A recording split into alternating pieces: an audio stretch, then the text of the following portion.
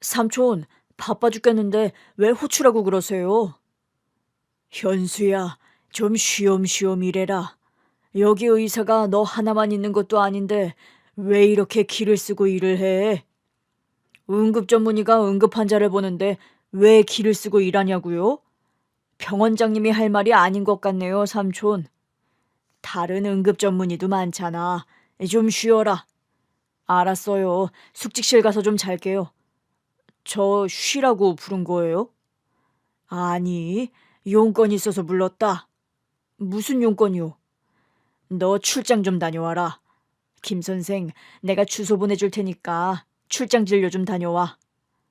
출장이요? 뭐래? 대학병원 의사가 출장을 갑니까? 삼촌, 저를 조카 삼아 주신 건 감사한데 너무 막 부려먹는 거 아니에요? 내가 잘 아는 분이라서 그래. 나랑 동생이 신세를 많이 진 분이니까 다녀와. 부탁이다.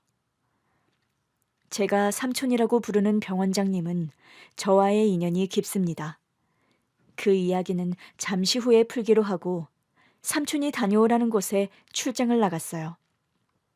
으리으리한 주택 앞에 도착해 초인종을 눌렀더니 가정부가 나오며 대문을 열어줬습니다. 저희 집 사모님은 여러 고비를 넘긴 분이십니다. 함부로 소견을 하시면 안 됩니다. 그 말에 기분이 확 나빠져서 말했어요. 저기 여사님, 저 의사입니다. 지금 저한테 충고하시는 거예요? 함부로 소견하다뇨? 제 말이 기분 나쁘게 들렸다면 사과드릴게요. 됐으니까 얼른 안내해 주세요. 가정부가 하는 말 때문에 기분 상한 채로 집 안으로 들어갔습니다. 집이 하도 커서 엄청 많이 걸어서 안방 앞에 도착했어요. 노크를 하고 가정부가 문을 열었습니다. 침실로 다가가자 나이가 많이 든 여자분이 누워 계셨어요. 박 원장님이 보내서 왔습니다. 사모님, 진찰 좀 하겠습니다. 아, 박 원장이 보내신 분이군요. 먼 길 와주셔서 감사합니다. 차 타고 30분밖에 안 걸렸습니다. 잠시 앉아서 진료를 받도록 하시죠. 누워있던 사모님이 몸을 힘들게 일으키며 얼굴을 자세히 보이자 저는 소스라치게 놀라며 뒤로 물러났습니다. 아니, 당신은... 제가 두 눈을 부라리자 사모님도 저를 보고 놀랐습니다. 아니, 당신은 그때 이런 악연이 있나. 당신 같은 인간을 진료하러 오다니. 원장님이랑 무슨 인연인지 모르겠지만 내가 잘못 온 것 같군요. 다른 의사 불러줄 테니 그냥 다시 누우시죠. 가지마, 현수야. 가지마, 현수야. 제 이름을 입에 올린 순간 화가 끓어올랐습니다.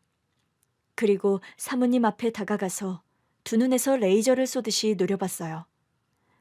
어떤 악연인지 궁금하시죠? 잠시 저의 과거 이야기를 담고 난 뒤에 사모님과의 악연을 이어서 써보도록 하겠습니다. 8살 때 아픈 엄마가 저를 데리고 간 곳은 고아원이었어요. 버려질 걸 알고 엄마한테 떨어지지 않으려고 울고불고 하며 난리쳤습니다. 엄마, 나 말 잘 들을게요. 고아원 가기 싫어요. 제발 저를 버리지 마세요. 얘가 왜 이래? 난 너를 키울 수 없다고 했잖아. 가진 돈도 없고 돈 벌 능력도 없어. 게다가 네 아빠가 날 버렸다고. 너도 상황을 잘 알잖아. 저를 버리려고 고아원에 끌고 간 엄마의 말은 아직도 머릿속에 토시 하나 틀리지 않고 깊이 새겨져 있습니다. 아무튼 엄마는 저를 고아원에 억지로 버리셨어요. 서류를 넘기고 모든 것이 완벽해지자 미소를 짓고 나가셨답니다. 현수야, 잘 살아. 여기서 사는 게 엄마랑 사는 것보다 100배는 나을 거야. 엄마, 가지 마세요. 저를 버리지 마세요, 제발. 네가 떨어져 나가니까 아픈 몸이 낫는 기분이다. 김현수, 넌 이제 나랑 아무런 사이도 아니야. 날 찾아올 생각하지 말고 보고 싶어 하지도 마라. 엄마, 잘못했어요. 말 잘 들을게요. 집에 돌아가요. 어린애가 뭘 잘못했겠어요. 엄마한테 버림받지 않으려고 마지막 용서를 빌었지만 엄마는 냉정하게 저를 버리셨습니다. 고아원에서 며칠 생활해봤지만 적응도 하지 못했고 엄마한테 돌아가고 싶은 마음이 컸어요. 아무리 저를 버렸다고 해도 그때는 엄마가 전부였으니 다시 가족의 품으로 돌아가고 싶었답니다. 야밤에 몰래 고아원을 빠져나와 기억을 더듬어 집을 향해 뛰어갔어요. 30여 킬로미터를 걸어서 찾은 엄마와 살던 집에 도착해서 문을 두드렸습니다. 이 시간에 누구야? 누구세요?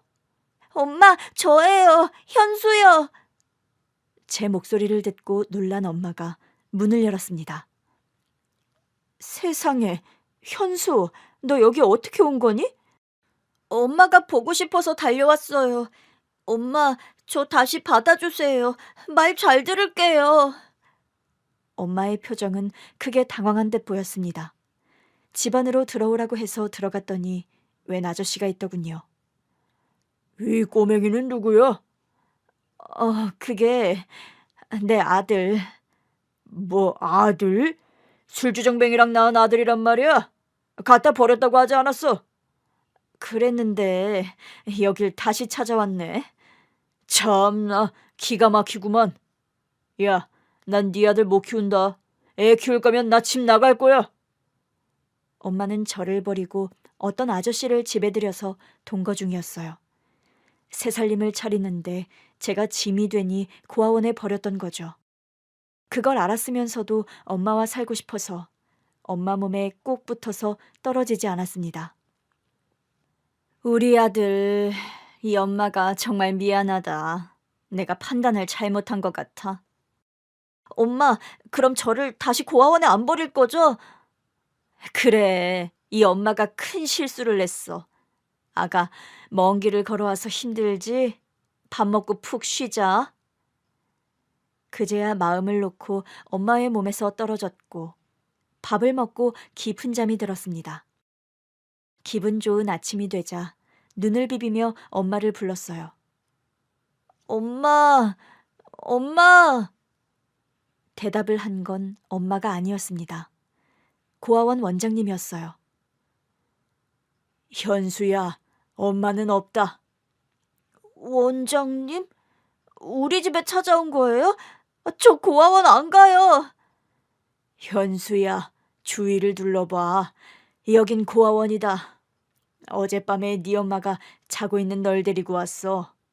넌 법적으로 이 고아원의 일원이니 말없이 도망가고 그러면 안 된다. 원장님 말을 듣고 주변을 돌아보니 진짜 고아원이었습니다. 엄마는 제가 밥을 먹고 잠든 사이에 고아원에 데리고 와서 다시 버리고 돌아간 겁니다. 너무 서글프고 서러워서 눈물이 터져 나왔어요. 원장님, 저 엄마랑 살고 싶어요. 현수야, 네 엄마는 사정이 있어서 널 키울 수가 없어. 다른 아저씨랑 사는 걸 봤어요. 아저씨랑은 살 수 있고 나랑은 왜 살 수 없는데요? 원장님은 고개를 돌리며 제 물음에 대답하지 않으셨어요. 잠시 후 저에게 다시 집으로 도망쳐봤자 엄마는 그곳에 안 계실 거라고 일러주시더군요. 멀리 떠났다고 전했답니다. 그렇게 버림당하고 원망을 가득 안고 고아원에서 지내는데 몇 달 뒤 정말 운명 같은 일이 벌어졌어요. 저를 입양하겠다고 나서는 중년 부부가 나타났답니다. 두 사람에겐 자식이 없어서 오랜 고민 끝에 입양을 하기로 마음을 먹었는데 갓난아기보다는 조금 성장한 아이를 키우기로 했다네요. 그 대상자가 바로 저였고요. 현수라고 했지? 참 잘생겼네. 듣자 하니 운동도 잘하고 공부도 잘한다면서? 아줌마랑 아저씨 따라가서 같이 살아보지 않을래? 네? 저를 데려다 키우시겠다고요? 그래, 우리가 널 입양하고 싶구나. 너 입양이 뭔지는 알지? 네, 알아요. 고아원에 버려진 애를 자식으로 키우는 거잖아요. 아줌마, 그럼 우리 엄마처럼 저를 버리지 않고 키우실 자신 있어요? 어린애가 그런 말을 하니 두 분이 놀라더라고요. 결핍이 심했던 제가 확인받으려고 몇 번이나 버리지 않고 키울 수 있냐고 물었는데 절대로 친모와 같은 짓은 하지 않겠다고 했습니다. 그 말을 믿기도 했고 새로운 부모님이 저의 울타리가 되어주겠다고 하니 기쁜 마음으로 고아원을 떠났습니다. 대저택에 들어가게 된 저는 눈이 돌아갈 정도로 신기하고 놀라워서 감탄사를 자아냈습니다.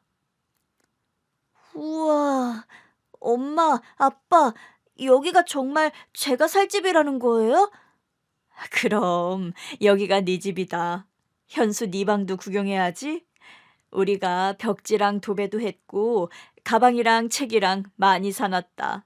얼른 들어가 보자. 친엄마랑 살 때도 제 방은 따로 없었습니다.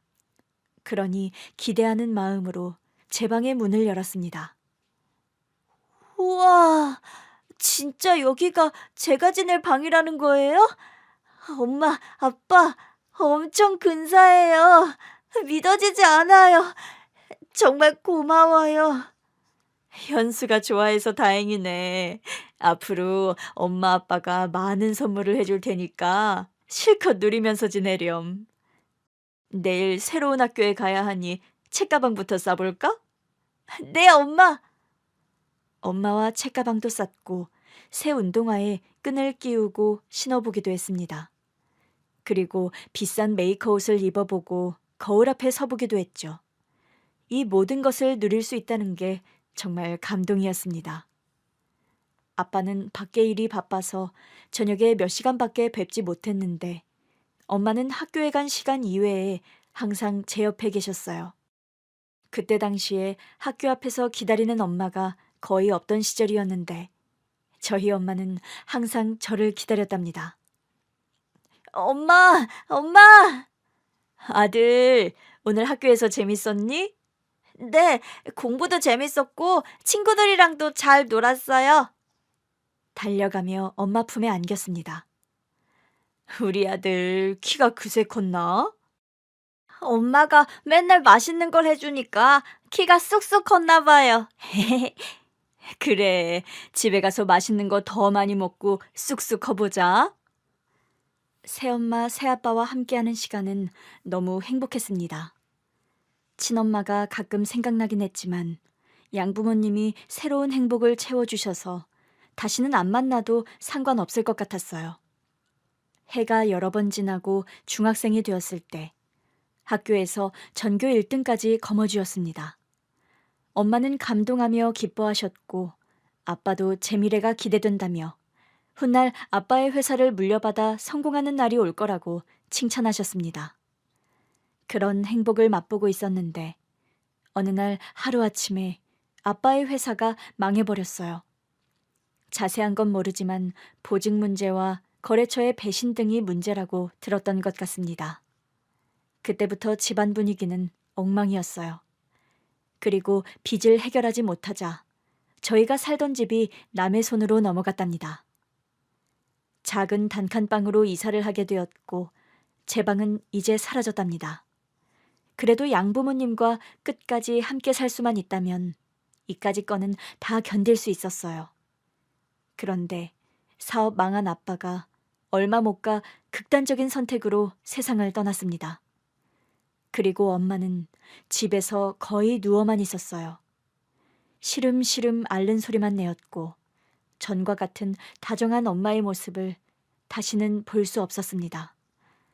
이제 막 중학생이 되어 한 학기를 보냈는데 많은 일들이 있어 제 멘탈도 많이 부서졌답니다. 엄마, 밥 드세요. 계란이랑 참치 넣어서 볶았어요. 너나 먹어라. 엄마, 그러지 말고 너나 먹으라고. 난 생각 없다. 엄마는 아빠가 돌아가시고 몸져 누웠는데 병원도 안 가고 식사도 잘 하지 않으셨습니다. 중학교 1학년이 끝나고 방학을 보내는 내내 엄마를 돌보려고 했지만 늘 제 손길을 거부하셨어요. 이러지도 저러지도 못하는 저는 꽂아 놓은 보릿자루 마냥 눈치를 보면서 단칸방에서 식은땀을 흘렸답니다. 2학년에 올라가자 학비를 내라는 지로용지를 받고 집에 왔어요. 엄마한테 보여드렸더니 바로 바닥에 내려놓으시더군요. 현수야, 이제 엄마가 너한테 해줄 수 있는 게 없다. 뭘 해주지 않으셔도 돼요. 그냥 아프지 않고 제 옆에만 있으면 돼요. 학비는 제가 알아서 해볼게요. 네가 알아서 하긴 뭘 알아서 한다는 거야. 엄마, 왜 화를 내고 그러세요? 현수, 너 다시 고아원으로 돌아가야겠다. 이제 엄마는 널 키울 능력이 없어. 엄마, 그러지 마세요. 저 아르바이트해서 돈 벌게요. 학비 제가 알아서 마련할게요. 나중에 꼭 효도할게요. 그러니... 엄마는 제 말을 자르고 말씀하셨습니다. 난 널 키울 수 없다. 다시 고아원에 돌아가. 사회복지사 만나고 왔는데 너 살던 고아원으로 다시 갈 수 있대. 엄마, 저를 버리려고요? 버리는 게 아니야. 네가 나랑 같이 살아봤자 받을 수 있는 게 없어. 고아원에 돌아가면 모든 것이 수월하게 돌아갈 거야. 아르바이트 같은 거 안 해도 돼. 또 버려지는 것이 싫었고 엄마를 진심으로 사랑해서 헤어지기 싫었습니다. 그래서 절대로 엄마 곁을 떠나지 않겠다고 했어요. 엄마, 절대로 엄마 곁을 떠나지 않을 거예요. 저 고아원 가라는 말씀 그만하세요. 현수야, 잘 들어라. 이 엄마는 암에 걸렸다. 위에 아주 큰 종양이 생겼는데 내 몸을 모두 갉아먹을 거라고 하더라. 살 가능성이 없대. 무슨 말인지 이해했니? 엄마가 암에 걸렸다고요? 말도 안 돼. 엄마 지금 거짓말 하시는 거죠? 저를 버리려고 아픈 척 거짓말하는 거잖아요. 현수야, 진짜야. 엄마는 암 판정받았고 얼마 살지 못한대. 이제 가진 것도 없고 몸만 아프니 너한테는 짐밖에 되지 않을 거야. 그만 고아원으로 돌아가라. 시한부라는 엄마의 말씀에 크게 오열하며 절대로 엄마 곁을 떠나지 않겠다고 했어요. 그런데 얼마 뒤 병원 차가 와서 엄마를 모셔갔습니다. 엄마의 곁을 지키려고 따라갔는데 시름시름 앓는 엄마는 제가 옆에 있는지도 모르고 잠만 주무셨어요. 그리고 곧 사회복지사가 찾아와서 저를 고아원에 데리고 갔습니다. 생활이 여러 번 바뀌니 저의 정신력은 많이 망가져서 공부도 소홀히 했고 학우와의 관계도 좋지 못했답니다.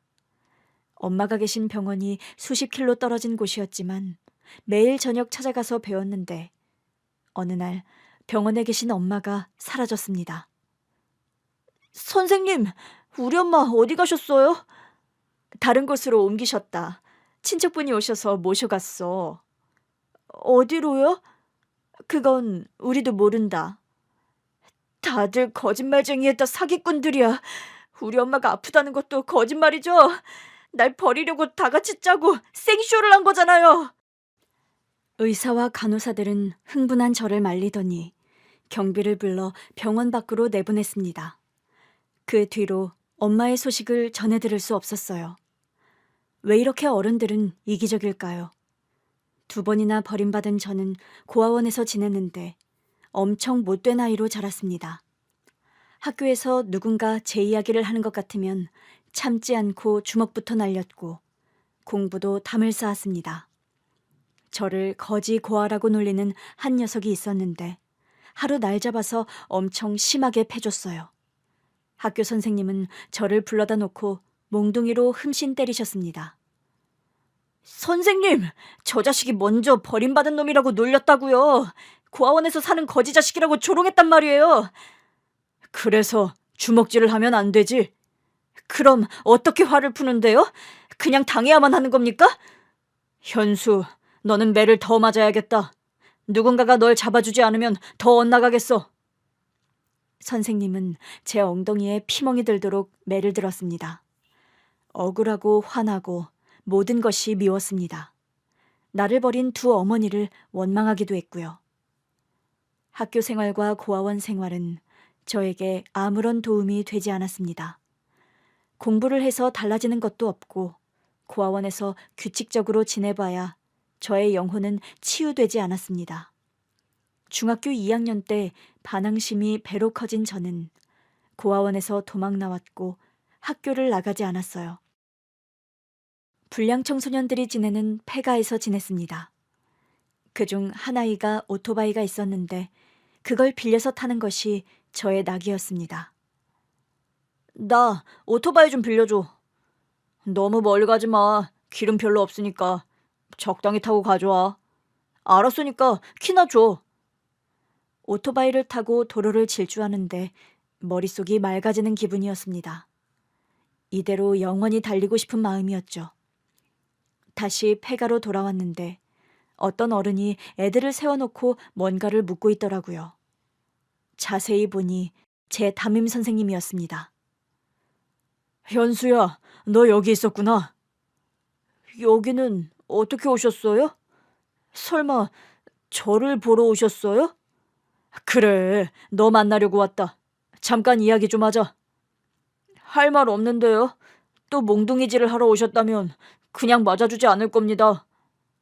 그러자 선생님이 피식 웃더군요. 네가 왜 이러는지 안다. 현수야, 그래도 돌아가야지. 여기서 계속 이러고 있을 거야? 네, 제 인생이니 신경 쓰지 말고 돌아가세요. 내가 네 담임이니 신경을 써야 하는 건 당연한 일이야. 그리고 나도 네 마음을 누구보다 잘 알아. 선생님이 뭘 하시는데요? 나처럼 고아원에 버려져 본 적이 있으세요? 있다. 네? 나도 고아 출신이야. 형이랑 둘이 고아원에서 자랐어. 그 말에 뭐라 대답해야 할지 모르겠더라고요. 현수야, 너 꿈이 뭐니? 배가에서 제대로 먹지도 못하면서 반항하는 삶을 살다가 어떤 어른이 될 것 같니? 고아원에 돌아간다고 달라지는 건 뭔데요? 거기나 여기나 다를 게 없거든요. 학교도 지긋지긋해요. 같은 반 동급생들을 하나하나 두들겨 패주고 싶은데 뭐하러 거길 돌아가요? 내가 도와줄게. 선생님이 너 도와줄 테니까 돌아가자. 말로만 뭘 해준다고 하지 마세요. 돌아가면 또 다른 애들 편들면서 저를 두들겨 팰 거잖아요.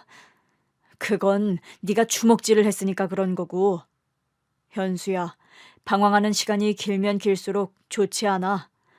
오늘은 여기까지만 하고 갈 테니 내일 또 보자. 선생님은 강제로 끌고 갈 생각은 아니었나 봅니다. 한참 조언하더니 돌아가더라고요. 다음 날 다시 저를 찾아올까봐 폐가에서 나와버렸어요. 그리고 다른 동네 가출한 애들과 어울렸습니다. 오토바이를 가지고 있는 애들이 몇 명 있어서 그걸 빌려 타려고 친해지려고 애썼습니다. 저기 오토바이 좀 타도 되냐? 바람 좀 쐬고 싶은데. 타. 어차피 이거 훔친 거라 아무나 타도 상관없어. 대신 기름은 네가 넣어서 타라. 그래, 나한테 몇천 원 있으니까 기름 채워서 탈게. 오토바이를 빌려서 도로를 나갔고 매우 빠르게 달렸습니다. 그런데 오토바이의 브레이크가 고장나서 속도를 줄일 수도 멈출 수도 없었습니다. 이런, 브레이크가 고장났잖아. 이를 어쩌지? 순간 머릿속에 온갖 생각이 떠올랐습니다. 저를 버렸던 친모, 입양과 파양을 한 양모, 돌아가신 양부, 그리고 담임 선생님까지 머릿속에 엉켜서 생각났어요. 저는 도로에서 다른 사람이 다치지 않는 방향으로 판단하여 가드레일을 뚫고 떨어지는 걸 택했습니다. 쾅 소리를 크게 울리며 오토바이와 함께 뒹굴며 절벽으로 추락했어요. 흙바닥에 떨어졌을 때 잠시 의식이 있었는데 저로 인해 사고 난 사람이나 차량이 없었습니다. 다행이다 생각하고 눈을 감았답니다. 다시 눈을 떴을 땐 엄청난 통증을 느끼며 일어났습니다. 아, 현수야, 정신이 들어? 아, 온몸이 아파 죽겠어요. 다행이다. 깨어났으니 됐다. 오토바이 브레이크가 고장났어요. 그래서 가드레일을 박아버리고 추락하는 결정을 내렸어요. 제 말에 선생님은 화를 냈습니다. 참 대단하다.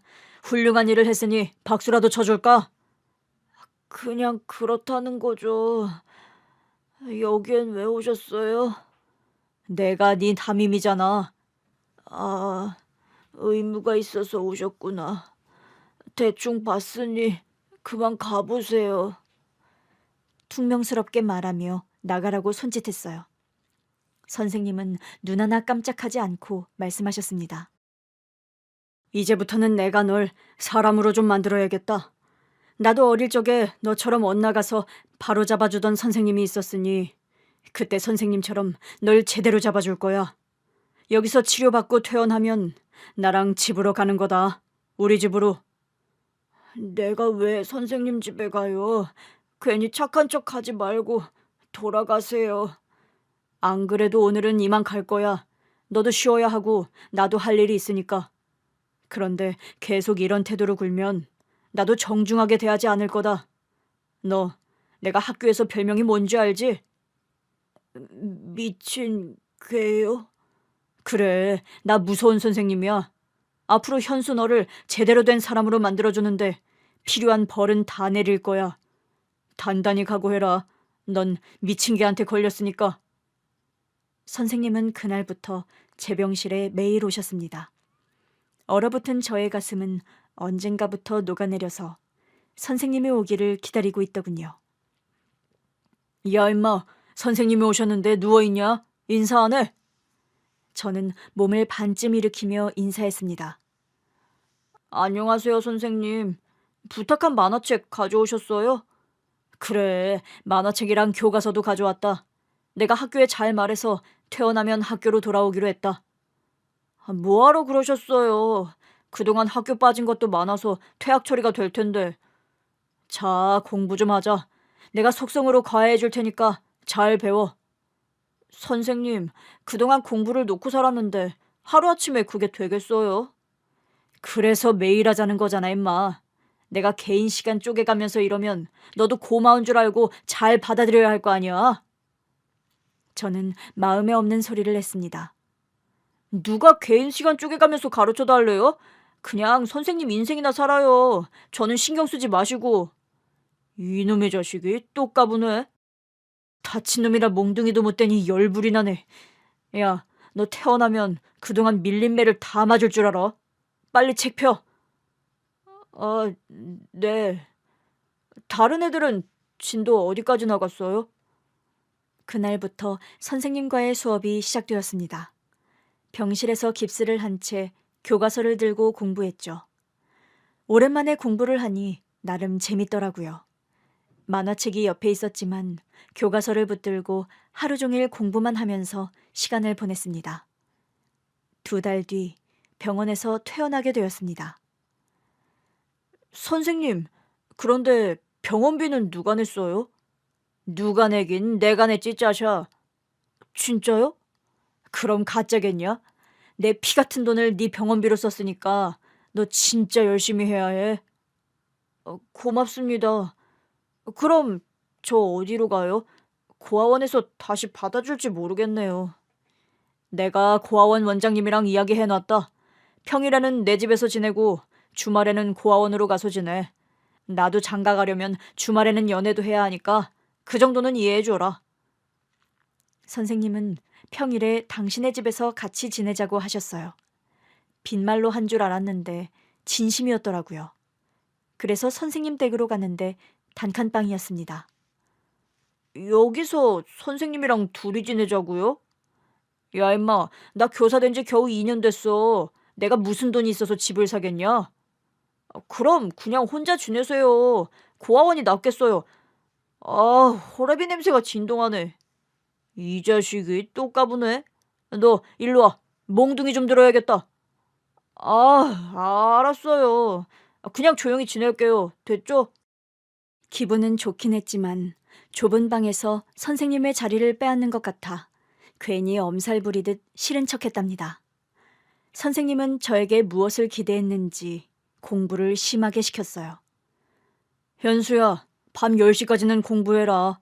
공부만이 살 길이라 생각하고 죽어라 공부해. 쌤, 너무 가혹한 거 아닙니까? 저 괴롭히려고 쌤 집에 데리고 온 거죠. 그걸 이제야 알았냐?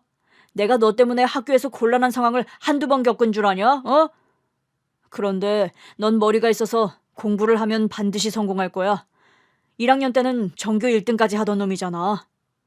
그건 순전히 운이에요. 그리고 양부모님한테 잘 보이려고 노력한 거고요. 그 자식 말 더럽게 많네. 그냥 입 다물고 공부나 해.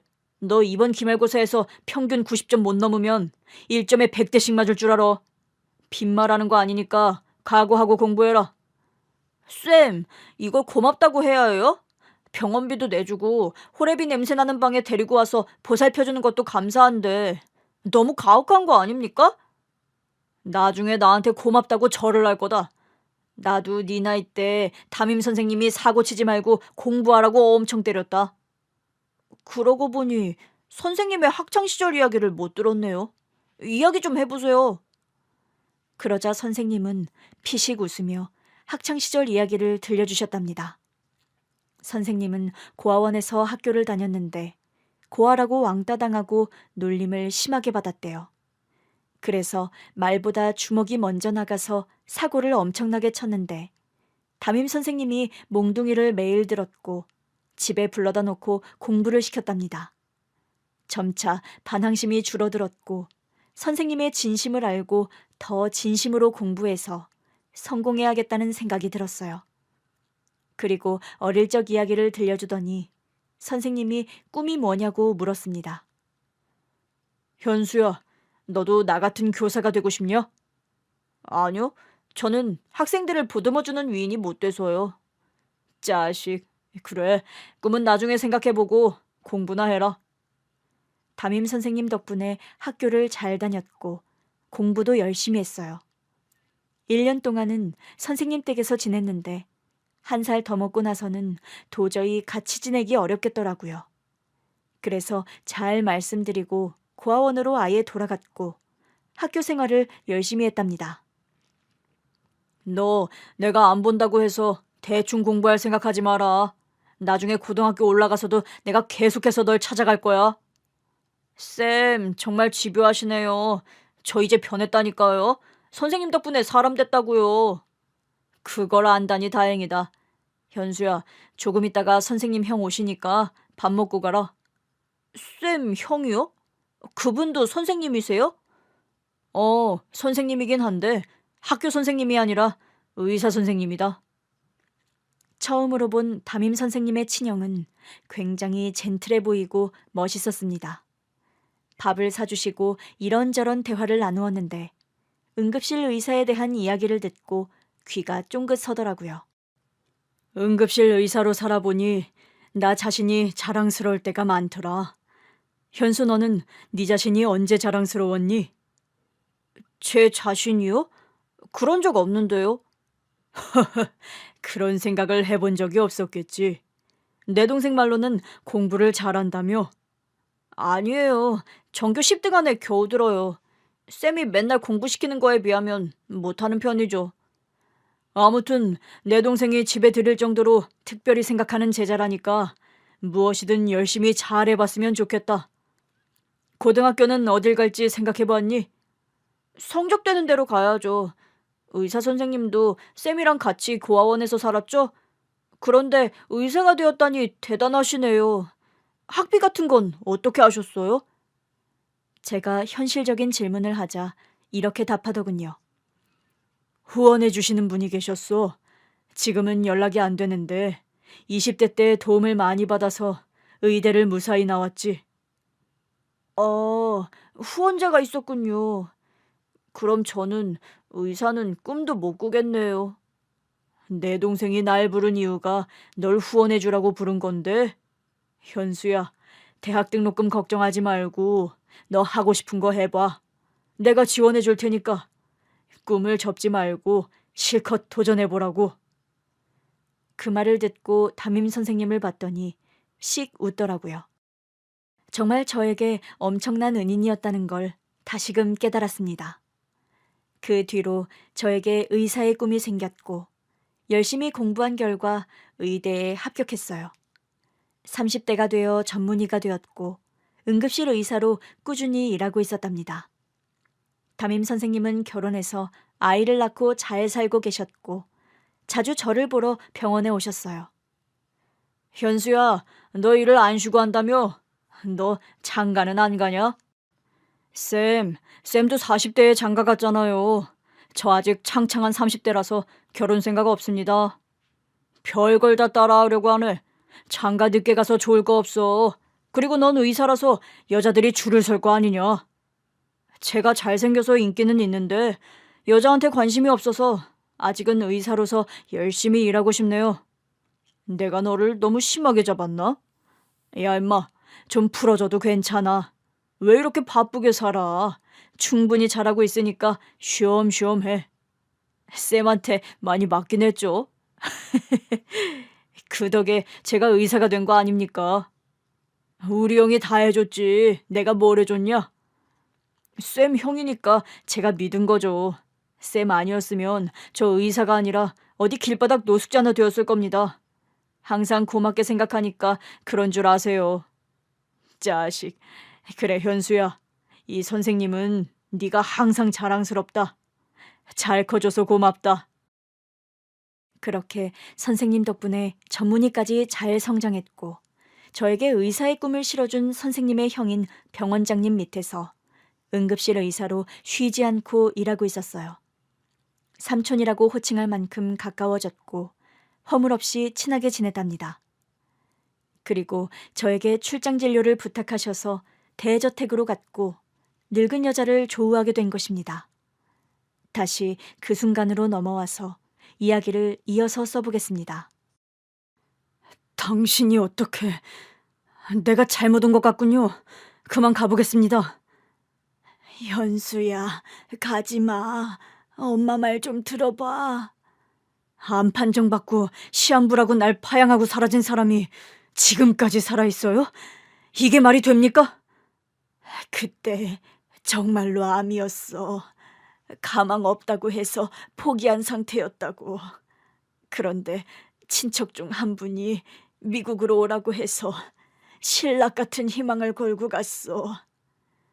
날 파양하고 고아원에 버리고 말없이 병원에서 사라졌던 시기겠죠. 그때 사라진 게 미국에 간 겁니까? 그래, 거기서 특별한 치료를 받게 되었고 수년 동안 투병 생활을 하다가 완치했어. 그럼 다시 날 찾아왔어야죠. 사과하고 다시 엄마가 되어줬어야죠. 그때 아무것도 가진 게 없었다. 몸이 낫고 미국에서 줄곧 식당에서 일하며 입에 풀칠하면서 살았어.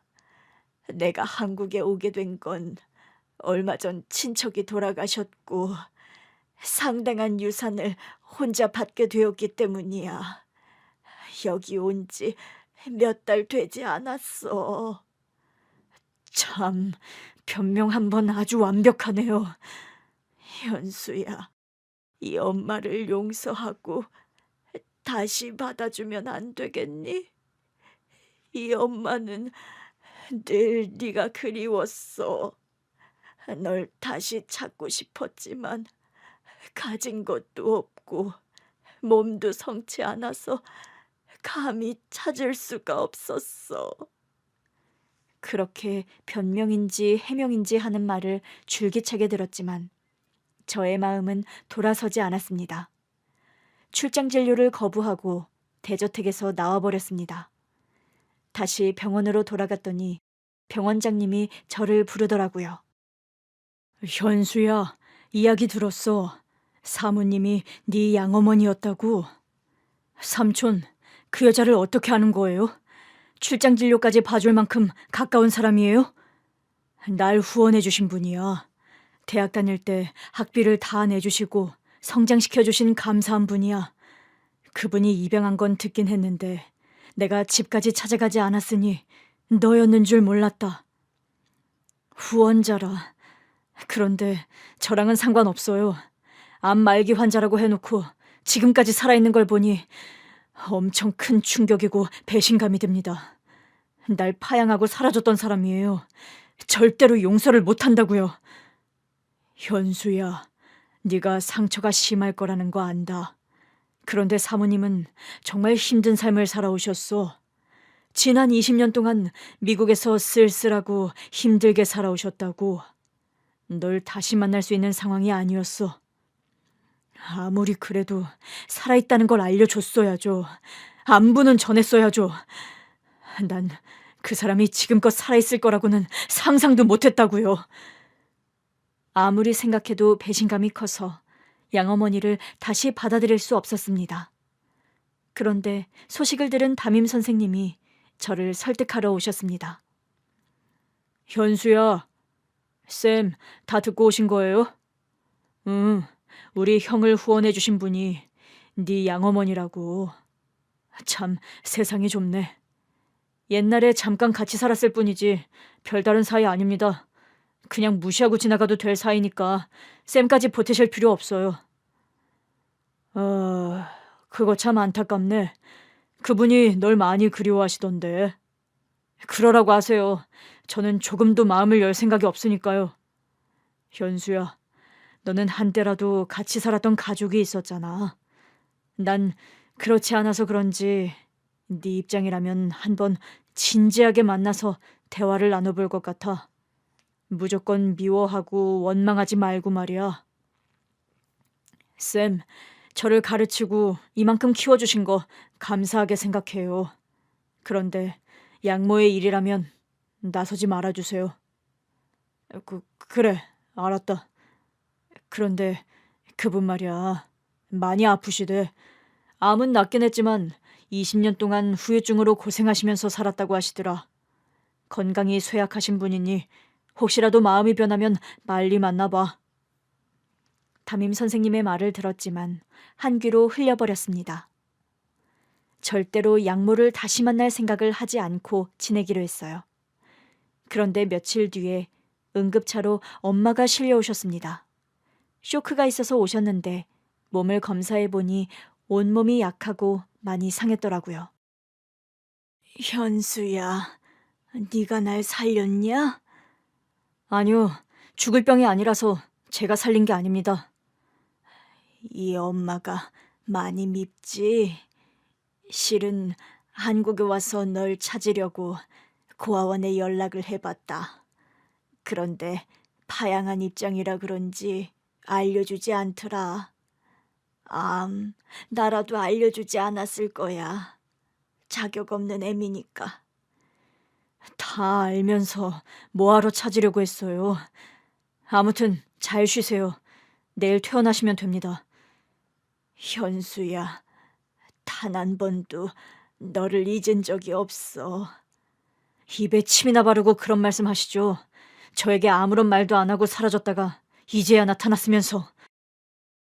그래, 입이 10개라도 할 말이 없구나. 미안하다. 나 같은 거 잊고 잘 지내거라.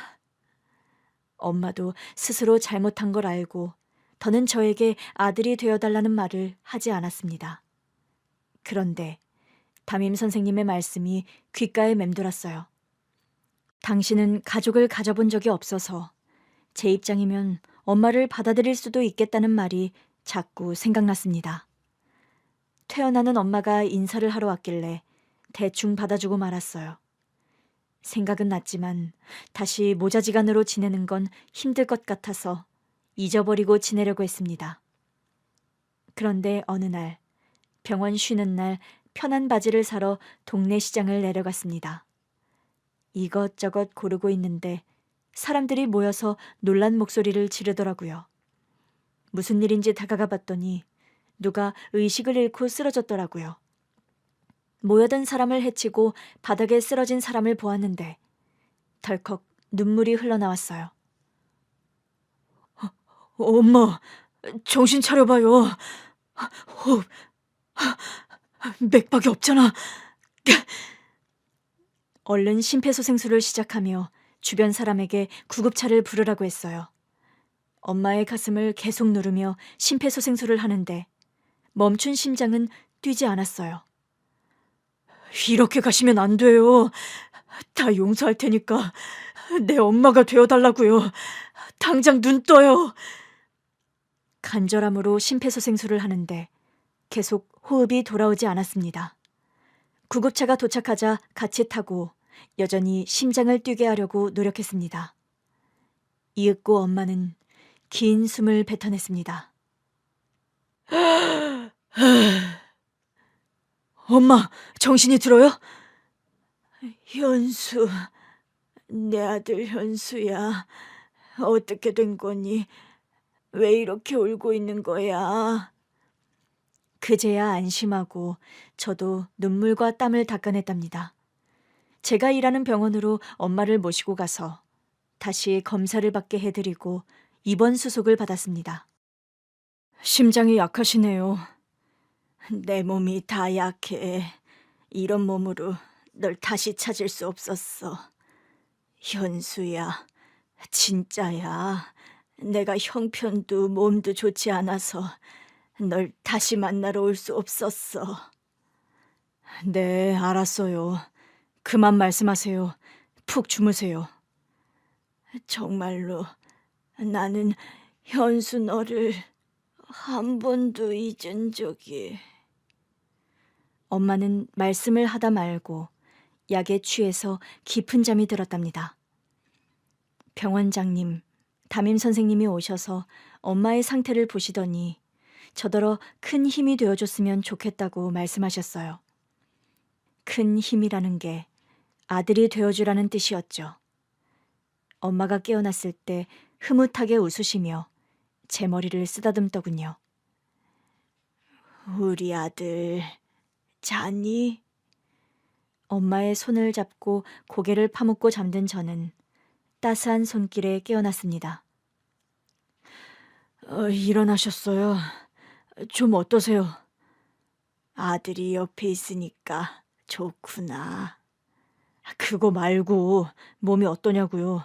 아픈 데 없어요? 어제까지만 해도 온몸이 쑤시고 아팠는데 아들 보니까 다 나은 모양이야. 엄마도 참... 현수야, 엄마가 너한테 줄 게 있어. 그게 뭔데요?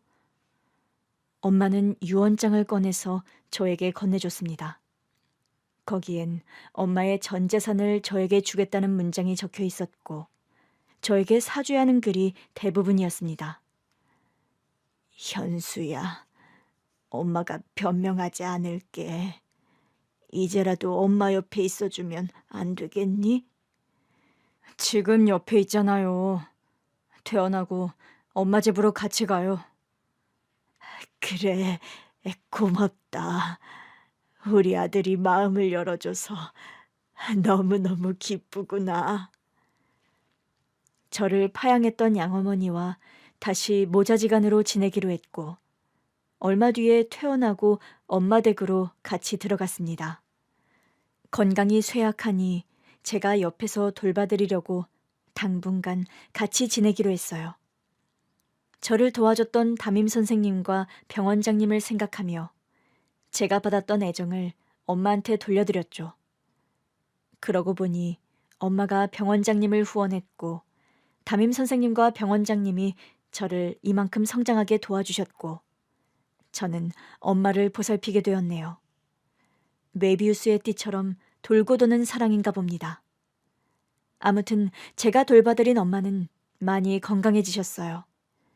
1년 동안 많은 일들이 있었는데 엄마와의 화해와 사랑하는 여자가 생겼고 결혼을 결정했답니다. 현수야, 새신랑 축하한다. 아, 쌤, 주례 준비는 잘하셨죠? 내가 주례할 나이는 아닌데 네가 부탁해서 하는 거야, 임마. 제가 쌤 아니면 누구한테 주례를 맡기겠어요? 우리 형한테 부탁할 줄 알았더니. 넌 우리 형한테는 삼촌이라고 부르잖아. 내가 쌤한테 삼촌이라고 부르면 좋겠어요? 아니, 어디 감히 스승한테? 거봐요. 아무튼 나의 영원한 스승님인 쌤이 주례를 봐주셔야죠. 쌤, 덕분에 저 장가 갑니다. 선생님은 제 턱시도가 구겨지도록 세게 안아주셨습니다. 그리고 병원장님도 병원 선생님들과 오셔서 축하해 주셨어요. 그리고 엄마가 한복을 입고 혼주석에 앉으셨습니다. 엄마, 나 긴장돼요. 나야말로 긴장된다. 내 인생에서 혼주석에 앉을 날이 올 거라고는 상상도 못했다고. 저도 장가 갈 날이 올 거라고 상상도 못했어요. 엄마가 혼주석에 앉는 것도 마찬가지고요. 엄마, 우리한테 많은 일들이 있었지만 좋은 것만 기억해요. 그래, 현수야. 고맙다. 나도 고마워요. 나 무대 뒤로 그만 가볼 테니까 결혼식 잘 봐주세요. 얼른 예식장 뒤로 가서 신랑 입장할 준비를 했습니다. 저를 축하해주는 하객들, 소중한 인연인 병원장님, 엄마가 보고 있고 담임 선생님이 주례석에서 오래 기다리지 않게 만세를 부르며 빨리 입장했습니다. 결혼식은 아주 달콤한 꿈처럼 끝났어요. 이듬해 아내가 아들을 낳았고 엄마가 육아를 전담하게 되었습니다. 현수야, 우리 손주가 꼭 너 어릴 때랑 똑같이 생겼다. 이 눈을 보니까 현수 너 어릴 때가 생각나는 거 있지? 제가 아기 때 못 봤잖아요. 8살 때 처음 보셨으면서. 그때도 애기였지. 눈동자가 초롱초롱하고 엄청 예뻤어. 내 남편이 사업에 망하고 그렇게 떠나고 내 몸까지 아프게 되면서 헤어지게 됐지만 이 눈빛을 한 번도 잊은 적이 없어. 네, 고마워요. 엄마 말씀 다 믿어요. 그러니까 그만 해명하셔도 돼요. 엄마, 배고파요. 밥 좀 주세요. 아들까지 낳은 저는 엄마한테 밥 달라고 어리광을 부리기도 했습니다. 그래, 엄마가 밥 해줄게. 이 엄마도 든든히 먹어야겠다. 우리 손자가 장가 가는 것까지 봐야 하니 약해지지 않을 거야. 여러 고비를 거친 엄마는 예상보다 더 건강해져서 손자도 돌봐주고 계시고 저와 아내를 대신해 살림도 도와주고 계신답니다. 어릴 적 상처가 많고 결핍이 많던 제가 여기까지 살아온 것만 봐도 참 대단한 것 같아요. 물론 도움을 주신 분들이 계셔서 가능한 일이지만 저를 칭찬해주고 싶네요. 이젠 애정결핍도 없고 제 자신이 자랑스럽습니다. 앞으로 응급실 의사로 많은 생명을 살릴 것이고 엄마, 아내, 아들, 담임 선생님, 병원장님까지 제 가족들을 위해 열심히 사랑하며 살겠습니다. 상처가 깊은 분들께 큰 위로가 될 수 있는 이야기로 닿았길 바라며 글을 줄이겠습니다.